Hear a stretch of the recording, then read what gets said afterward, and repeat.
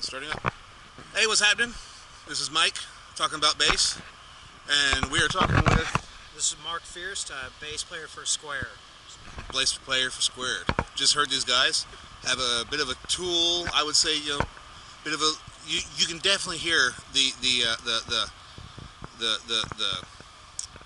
tool impression there. But anyway, not bad. Very very good job. I got their CD. Y'all should check it out.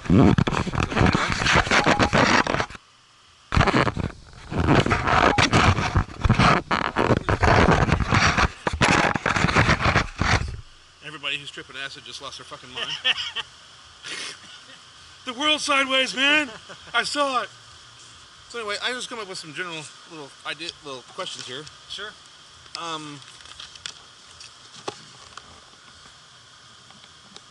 Squared. What was your name again, boss? Sorry. Mark. What? What's your last name? Fierst. Fierst? F-I-E-R-S-T. F-I-E-R-S-T. Interesting. German. Obviously. I'm gonna look you up on Facebook. Very good. So anyway.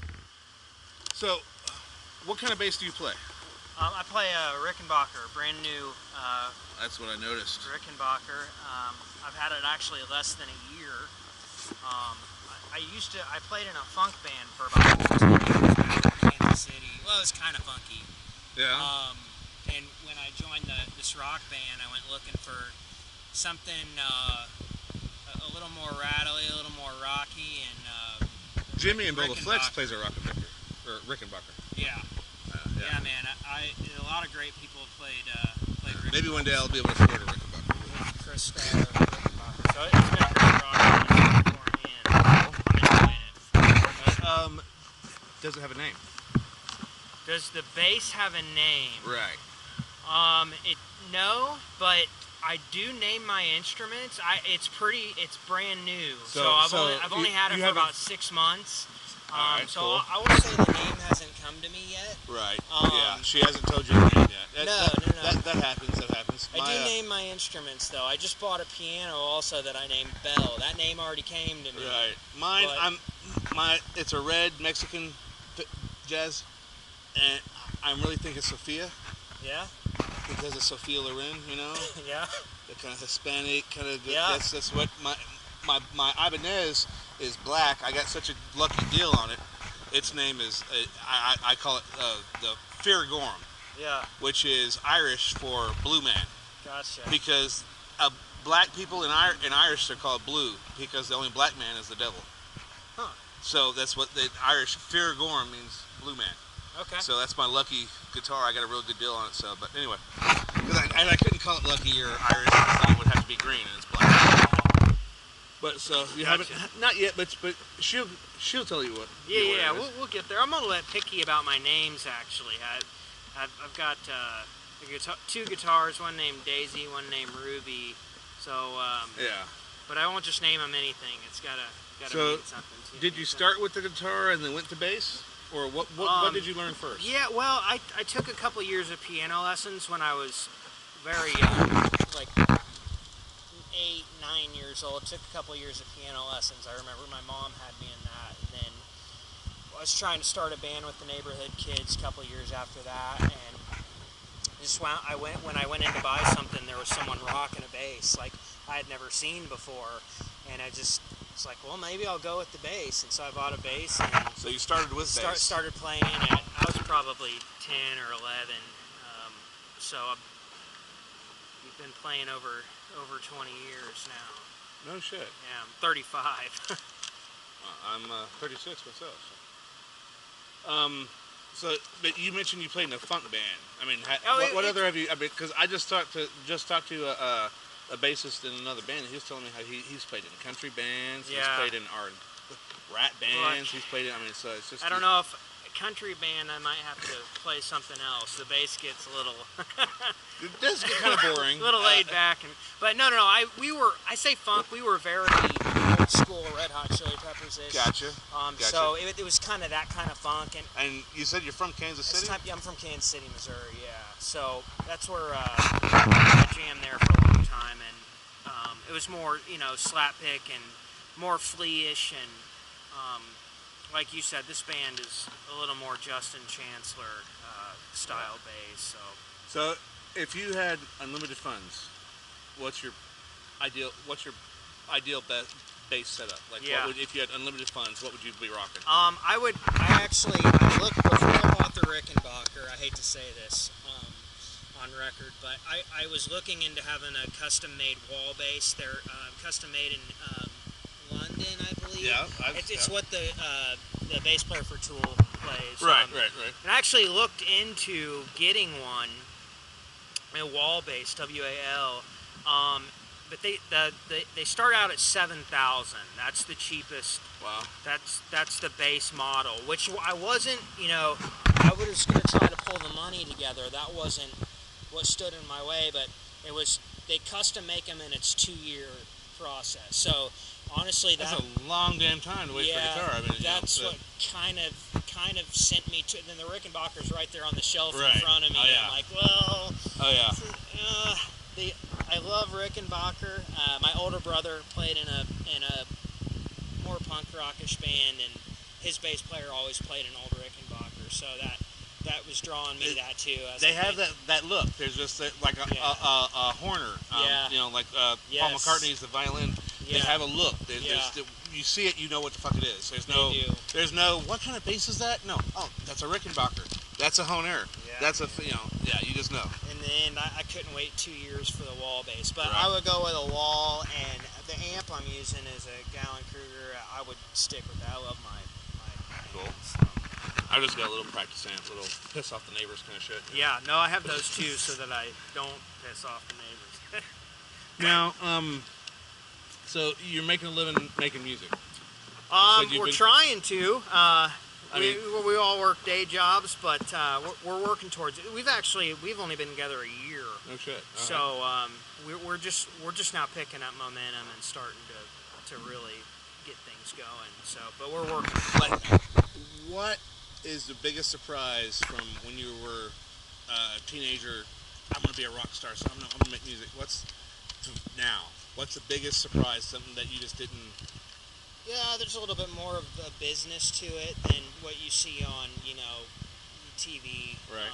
You see people having fun, getting drunk, playing playing music, and I'm like, I've been there. That does happen. That would be a great life, and we're having a lot of fun, but there's definitely more business to it than. That's anything. You got to find out what's what was it? Mark Twain said the 2 most important days of a man's life is the day he's born and the day he finds out why. Yeah. So. That's a good one. Samuel Longhorn Clemens, Mark Twain.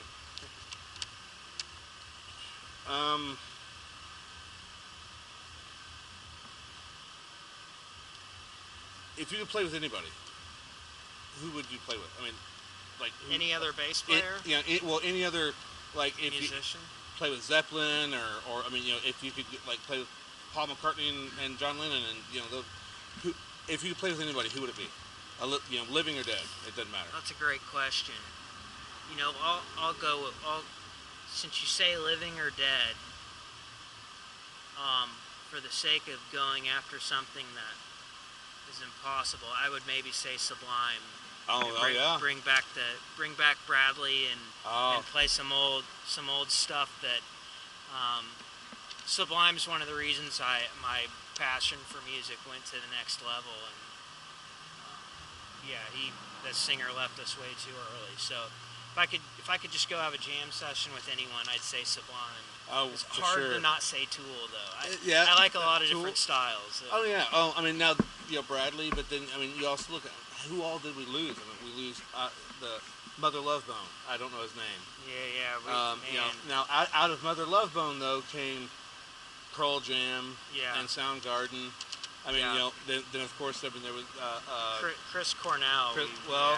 That was just recently, of course. Yeah, but, we're talking, but that was I wasn't to drugs per se. But I'm thinking Blind Melon. Shannon Hoon. Yeah. That's one thing. Voice. That's of all the things I've done. Like I've been in a motorcycle club. I wasn't in the Hells Angels, but I partied with those guys. Seriously, that's the one thing I've never tried is, the heroin because it's, man. That's just I like to stick to beer. It keeps me me safe. For sure, really. I mean, now have a little smoke here and there. That's all right. Now, do you help like write the songs, or I mean, is that we all write together? Oh, all do together. Yeah, but I write songs on my own. See, just for fun, I was with an a acoustic poet. or, I can write poetry, but I can't put it to music. I cannot put anything I've ever written to music. Cool. So how? I mean, is it? I hear some people talk about how sometimes that it's they have to sit down and make themselves write a song, and then there's other people who just it happens, and the song presents itself. Yeah, I've experienced a little bit of both. If I'm writing a song with the bass, I just kind of try to pick out some riffs that sound badass. If I got an acoustic guitar or a piano, I'm trying to write vocal melodies and everything. I'll just try to come up with a progression and start to hum over it. Yeah. See how I can hum a melody into it, and then start turning my hum into words, and it just kind of happens that way for me. Now, everyone probably goes through the process. Exactly. Yeah. I mean, but that's something that I've never been able to do. I can write some kick-ass poetry, but I can't put it to any sort of music. Yeah. Now, that being said, though, I can go the Weird Al route. You can give me a song, and I can change the words to it and make it whatever the fuck you want it to make. That's fun to do. But yeah, and that's somebody, Weird Al. I've been to 2 of his shows. I'm hoping I can go again. I want to take my son. But what was the first song you ever learned to play all the way through? Whew, man. Oh, that's I started playing, almost 25 years ago. So that's a tough one to answer.